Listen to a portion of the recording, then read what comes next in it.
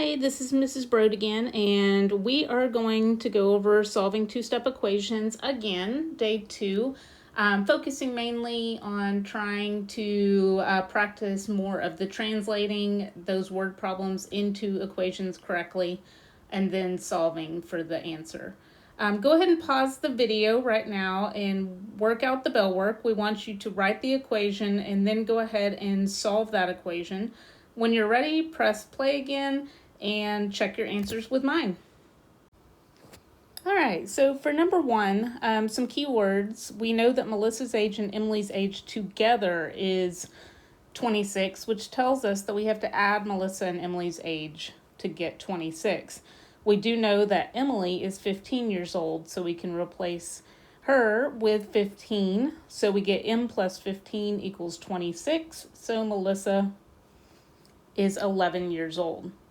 For number 2, we do see a turnaround word. We know that the length is 7 feet less than the width. So we have to subtract 7 from the width. And we also know that the length is 22, which I showed you over on the left side. So that makes our equation. It would have been fine if you wrote W minus 7 equals 22 that way as well. And we get 29 feet for the width. All right, so we're going to move on to number 3. Miss Barrett is planning to place a fence around her vegetable garden. The fencing cost $1.85 per yard. If the total cost of the fence is $76.10 and the tax is $5.80, how many yards of fencing can she buy? Okay, so a couple things to look at. When we see that we've got $1.85 per yard, that means we're going to multiply $1.85 by every yard that we have. When we see the word total, we know that this entire equation has to equal $76.10. So that's how much money she spent on the fencing and on the tax. So remember, when you go to the store, if something's $20, you would have to add your tax to that to get the total amount you would pay. Okay, so we know that the fencing cost $1.85 per yard. We don't know how many yards we have, so that is going to be our variable. So we say $1.85, and I'm going to use Y per yard. We also know that she is going to pay $5.80 in tax for a total of $76.10. So that is what our equation would look like. Sorry, I kind of squeezed all that in. So now we've got a simple two-step equation. So we can subtract the tax out on both sides. Remember, do the opposite. It was being added. And so I get $1.85Y equals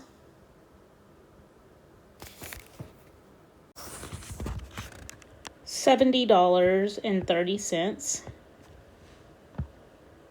And then we want to go ahead and divide each side by $1.85. And we would get Y equals 38 yards. So she would need to buy 38 yards of fencing.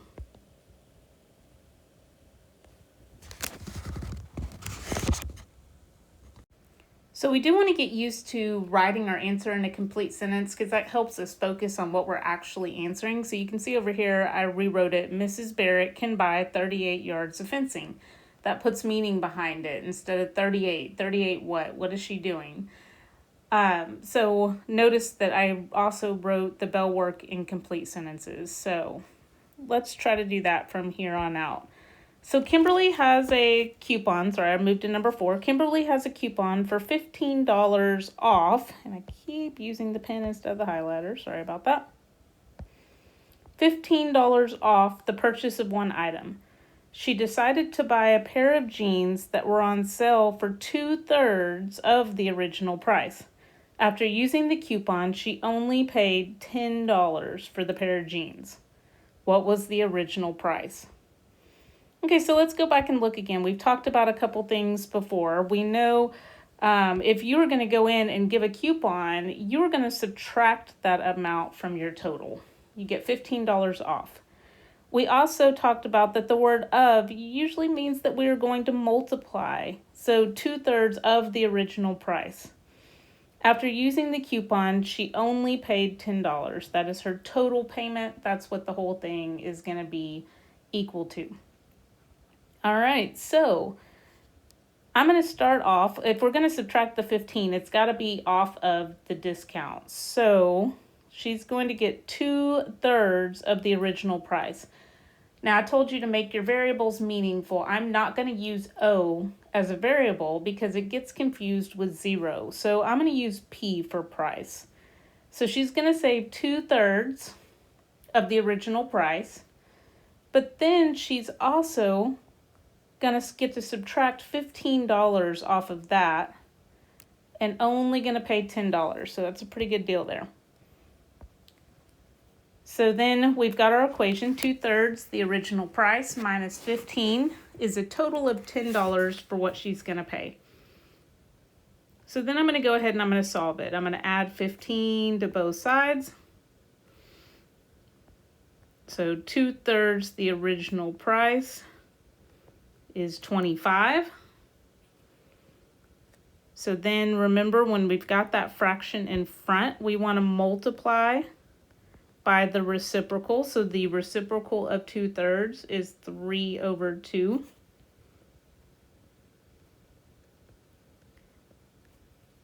And so then I can go ahead, I could plug this in my calculator. 25 times 3/2, 25 times 1.5.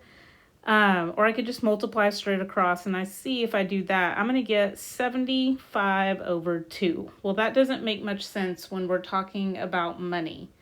So we do want to divide that out, and we would get $37.50. So again, let's write that. What does that $37.50 mean?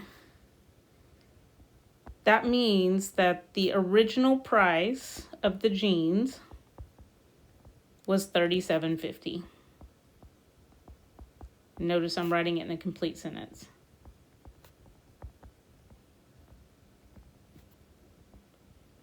So, pretty good deal to get those for $10 with her money off and her coupon. All right. So there's the answer to number 4. Let's go ahead and move on to number 5.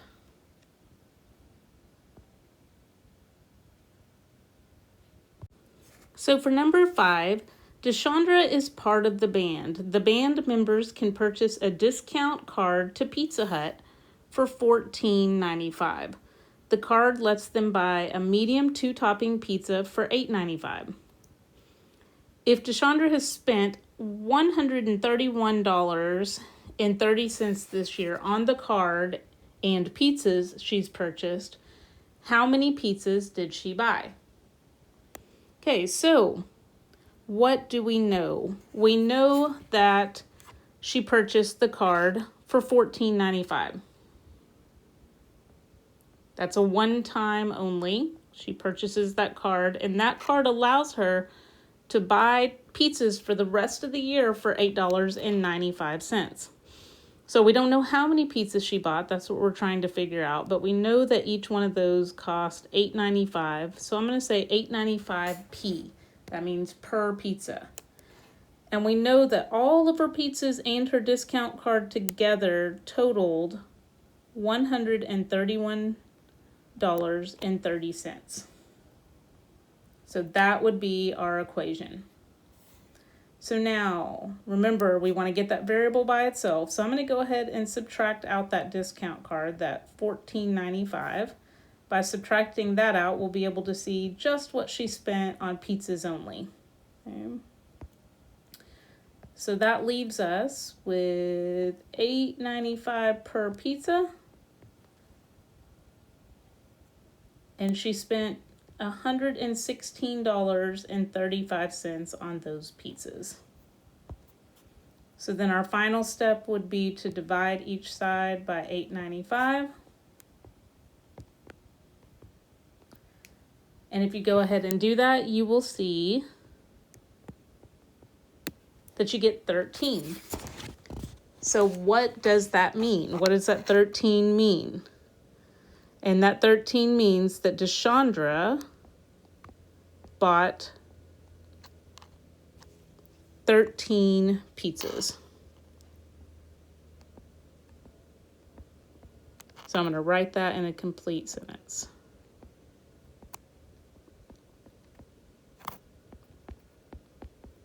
All right.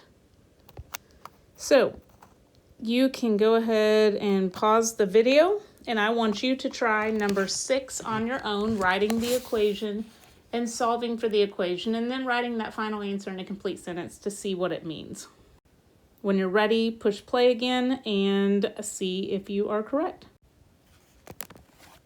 All right, did you get 150 miles? So the key words here were plus. So Evan paid a flat rate of $25 plus $2 per mile. Remember, per means that you're going to multiply $2 for every mile that he drives. And then total tells us what the entire equation should be equal to. So my equation was 25 plus 2m equals 325. When I solved for that, I got 150 as my answer. So the last one is kind of a reverse. It gives you a chance to write a word problem that would go with this particular equation. Obviously, there's lots of different ways to write a word problem to go with this, but I want you to be creative and think of your own. Go ahead and pause the video one more time, write your word problem, and then unpause. Okay, so I just gave you an example. I'm sure my example is not near as creative as yours, but I put Sally ordered 2 large picture frames and paid an $18 delivery fee. The total cost was $64. How much did each frame cost? This particular problem we did not ask you to solve. We just wanted to see that you understood how the equation was set up and what each part could mean. And so hopefully you came up with one even more creative than this one.